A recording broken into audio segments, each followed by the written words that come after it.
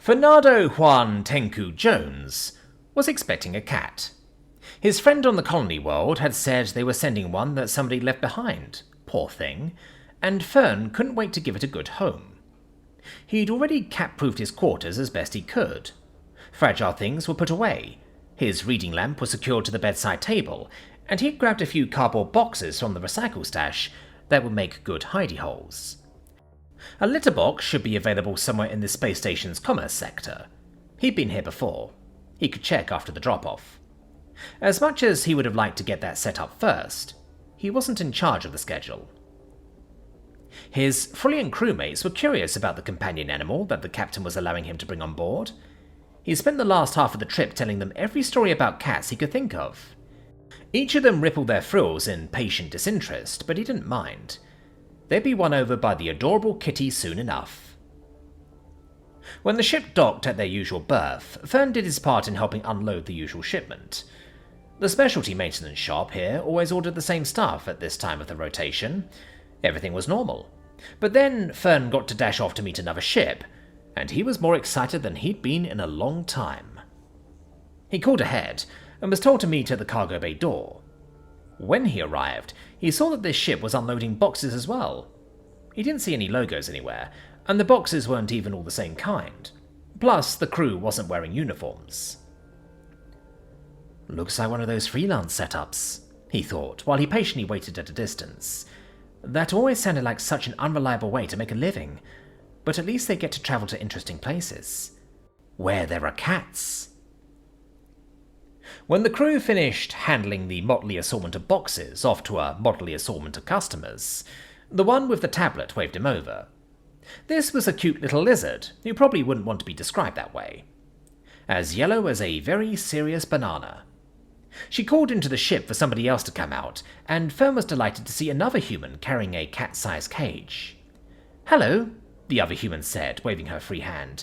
"I have something important to tell you about your new friend here." Fern was immediately worried. Is it injured? Or pregnant? His captain had approved a single animal, not a litter.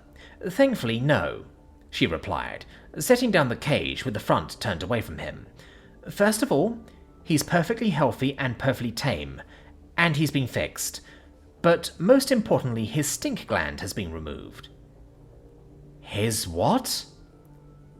Fern thought of his aunt's cat who had stunk up the house by scent marking the walls. Wasn't that just pee, not a gland? "Congratulations," the other human said. "You are the proud owner of a non-spraying skunk." "A what?" Fern said on reflex, processing her words.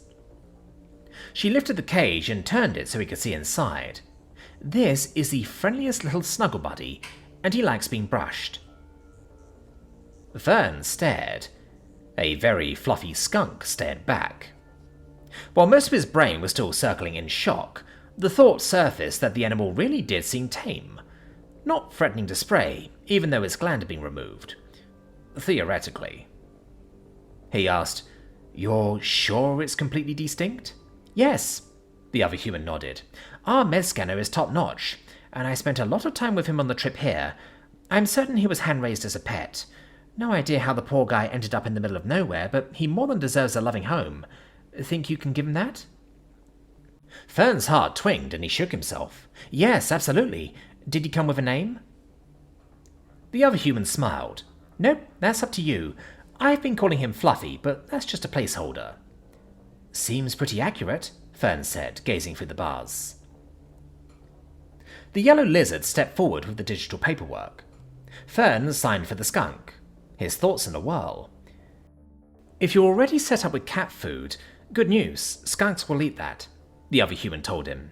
"They're omnivores, so this guy will eat a lot of the same stuff you do. Just try to keep it as close to nature as you can out in space. Plain and not overly processed. He'll love peanut butter and chicken eggs if you can get them. Oh, and keep him away from the usual list of crazy human toxic foods. No chocolate, onions, garlic or caffeine. Or hot peppers, though that's more unpleasant than poisonous for him." "Right," Fern said, handing the tablet back. "Good to know, thank you. Sure thing. I hope you guys have a long and happy life together." She presented him with the cage and gave his uniform a look. Merchant ship, right? Talented toolmakers of Fullium Pride, Fern recited automatically as he accepted the armload of skunk. I got hired when the route changed to spend more time in human territory, but then it changed back, and I haven't seen much from home lately.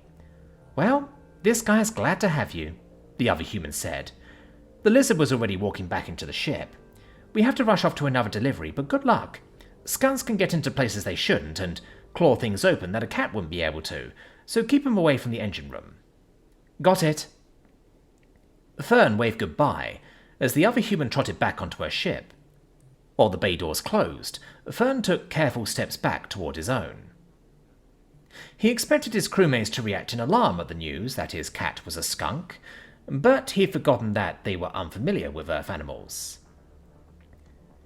If it can't make that smell, and it isn't going to bite anyone, then I don't see a problem, the captain said. Just keep it in your quarters while it gets settled in. You can bring it out under supervision later. It really is as fluffy as you said, remarked the engineer. What does it eat? Asked the pilot. Fern replied, A lot of the same things I do. That's convenient, the pilot said. The others agreed. And that was that. Fern took the skunk into his quarters, let it waddle around and sniff everything, then fed it a messy plate of cat food. He put a folded hand towel in the cage and gently stuffed the skunk back in so he could run off to buy a litter box without worrying about what it would do while he was gone. He splurged on a fancy litter box with a covered top and an auto-scooper designed for ship's cats. When he set it up and opened the cage, the skunk went right for it, which was a relief. Probably a relief for him too, Fern thought. He's been in that cage a while. The captain announced that they were taking off. Fern settled down to socialize with his new pet, confident that he wouldn't be needed for a while yet. Their route was predictable, after all, and this next part involved a lot of empty space before they reached the warehouse. A lot of empty space, and pirates. Human ones, according to the intercom, which just made the whole thing more insulting. This was not the taste of home he'd been missing. The captain's announcement held a lot of profanity, and Fern could see why. It was bad enough to be shaken down when they had cargo they could be reimbursed for, but right now their hold was empty, and the pirates wouldn't accept that. They'll want our own tools, Fern thought, looking around his quarters, and food and fuel and...